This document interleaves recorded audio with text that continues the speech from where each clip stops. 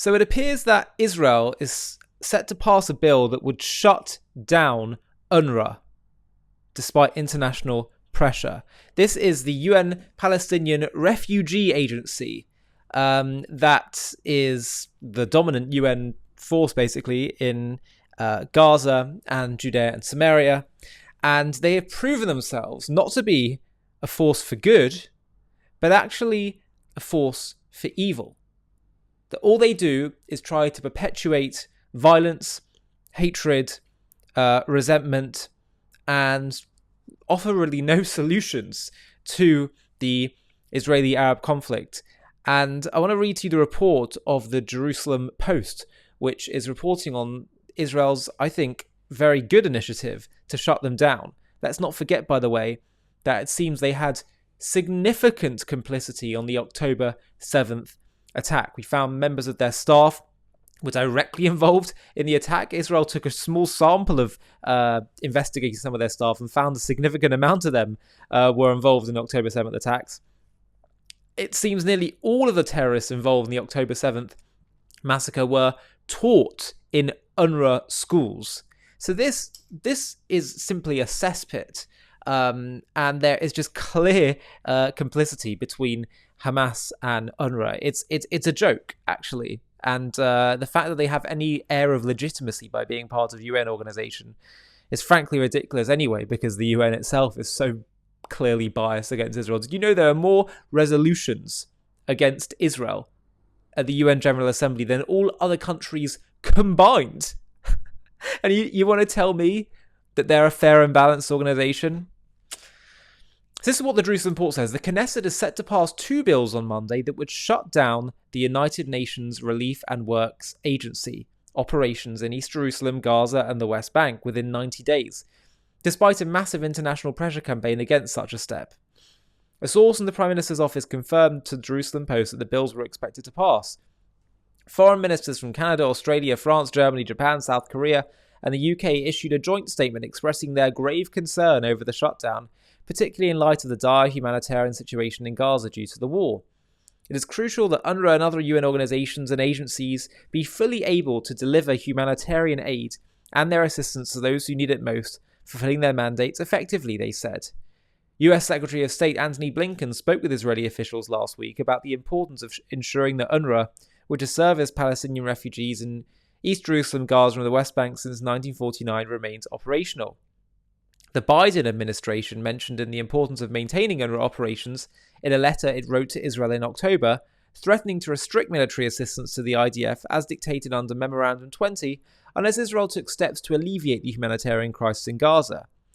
US Ambassador to Israel Jack Lew is among a group of envoys, including from Germany, Italy, Australia and Great Britain, who have also been holding conversations with Israeli politicians urging them to maintain UNRWA services.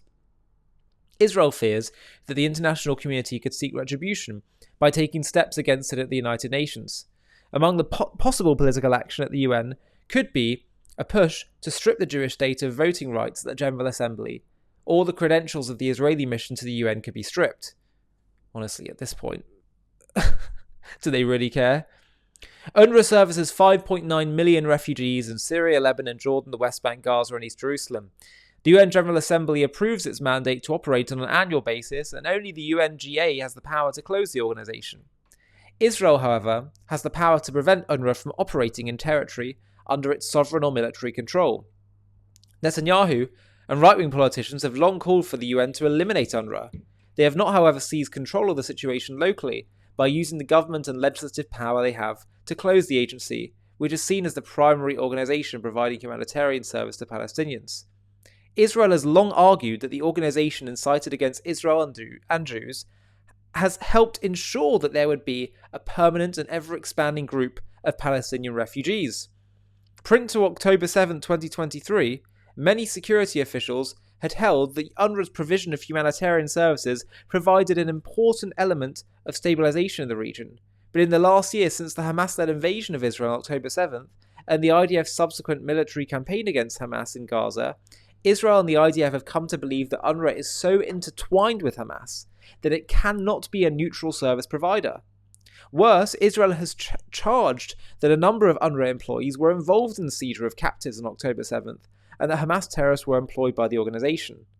Some 6 pieces of legislation have been put forward with regard to closing UNRWA, which have now been reduced to 2 private member bills. The bills were approved by the Foreign Affairs and Defence Committee and are now set for their final second and third readings. Committee Chairman Yuli Edelstein said the bills have broad support from the opposition and the coalition and could garner the support of as many as 100 parliamentarians. The opposition party Yesh Atid on Sunday evening had not yet decided whether it would support the bill or abstain, but in any case it will not oppose the bill, according to the party spokesperson. At least 3 authors of the bill, Bismuth from Likud, Malinovsky from Yisrael Beitenu, and Iluz from Likud, wrote on X on Sunday they believe the bills would indeed be brought forward on Monday and passed into law. The first bill states that UNRWA will no longer operate any institution, provide any service, or conduct any activity, whether directly or indirectly, in Israel. The second bill states the treaty between Israel and UNRWA, signed following the Six-Day War in 1967, will expire within 7 days of bill passing its final vote in the Knesset, that no Israeli government agencies or representatives may contact UNRWA or a representative of it, beginning 3 months after the bill passes. That criminal proceedings into UNRWA employees' involvement in acts of terror will continue, and that Israel's National Security Council must report to the committee every 6 months regarding the bill's implementation. Edelstein told the Jerusalem Post that the first bill relates just to East Jerusalem, and the second broad one cancels the invitation to UNRWA to operate in any area under Israeli control and bars Israeli officials from engaging with it. There is an irreparable difference of opinion between Israel and the international community, Edelstein said, adding that this is a gap we can't bridge. The international community believes UNRWA is irreplaceable as a service provider and part of a solution for Palestinians, he said. Our approach is that we have to legislate something that will effectively stop UNRWA activities in our area because they are part of the problem, he said. Prior to October 7th, everyone turned a blind eye to the problem, he said. It's absurd that a year has passed since the October 7th attack and the government has not yet taken any action against UNRWA. It's asking every other country to stop UNRWA's operations, but has not taken any steps available to it to shut UNRWA down. There is no doubt, he charged, that UNRWA is part of the Hamas rule in Gaza. It's part of raising another generation of terrorists in Gaza and Judea and Samaria, and we have to put an end to it. He noted there is now wide consensus against UNRWA, both in the opposition and the coalition, estimating that some 100 lawmakers are likely to support the 2 bills. He noted that once the bills pass, there would be a 3-month period before UNRWA would have to cease its operations, which would allow time for another alternative to be found to provide services to Palestinians. A US embassy spokesperson, however, hinted that Israel could be responsible for filling that gap. Quote, pending legislation would make it impossible for UNRWA to operate and would leave a vacuum that Israel would then be responsible for filling. Adding to the humanitarian crisis that already exists would undermine stability and security for Israel and the region, the spokesperson told the Post. The involvement of UNRWA personnel on October 7th was reprehensible and led the US to halt funding, the spokesperson said. We have called for those involved to be held accountable and for UNRWA reforms to address serious concerns about its facilities and personnel being involved in terror activities. At the same time, UNRWA provides vital services in Gaza, the West Bank, Lebanon and Jordan, including humanitarian assistance, health benefits, care and sanitation. UNRWA called the pending Knesset vote outrageous. Quote, such a move by a UN member state against a General Assembly mandated organisation is unprecedented and dangerous. Well, I have to say that I fully welcome this move. It's a move that Israel is clearly showing a backbone for doing and is totally fair and reasonable when you're dealing with an organisation which has shown genocidal complicity against Israel and Jews. And it's not just a small handful. There is widespread complicity among its staff and among its institutions with Hamas and with anti-Israel purposes. Then people say, well, you know, what's Israel going to do to replace it? I'm sorry, but I'm not so sure that that is Israel's responsibility. Why is it always Israel's responsibility? What about the Arabs who live in these areas of Judea and Samaria and Gaza? What about their responsibility and their agency to pick leaders who choose peace, not war, who choose development and growth, and not basically throwing that all away on the altar of trying to wipe out the Jews in Israel. Why should this all be down to Israel? We have to start giving agency towards the Arabs, towards the Palestinians who live in Gaza and Judea and Samaria. So much of the problem is that we don't. The problems that they lament, the wars, the displacement, are all entirely self-inflicted because they have a genocidal fantasy to wipe out the Jews. And that's all then somehow Israel's problem? It's bizarre. So we have to keep telling the truth that it's not Israel's problem, that they are choosing death over life. And when you do that, you have to take responsibility. You have to pay the price. If you've made it so far in this video, I have a request for you.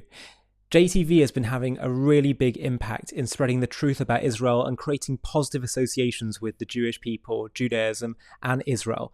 We've really grown a lot, particularly in the last year, and we're having a really significant impact, both for Jews and non-Jews. But I really want to take JTV to the next level so we can start to compete with the other big online media beasts that are often peddling anti-Israel content. And the way we're going to do that is to scale even faster. So I'd love to build a team where we have other presenters doing shows like me, let's start doing documentaries, supplementary content, animated content, etc., etc. And to do that, I'd like to build a bit of a team. So what we're going to do is we're going to do one fundraising day, just one, where we try and build up some funding in order to fund such a team. Now, to do that, it's going to obviously require people to get involved. And I'm wondering if you would consider, if you're watching JTV content and appreciate what we do and want to help partner with us in taking this to the next level and spreading the truth farther and wider than ever before, I wonder if you'd consider partnering with us simply by running a mini page on the fundraiser that we do, where you just reach out to your contacts on that day that we choose to fundraise and see if they'll all chip in. If you'd be up for doing that, of which I would be so grateful, then please click on the Google form link in the video description of this video, where you can simply just put in a few contact details. It'll be a very small commitment, as I say, literally just one day that we'll all agree upon as a collective community. But the impact is going to be so big. There's such strength in numbers. If we all pull together and do this, we can take this to the next level. And as I say, all of us can partner together in bringing and spreading the truth to the whole world. So please do consider clicking on that link, filling in the form, and I'll be in touch very soon to talk about the next steps. Small commitment, but a big impact.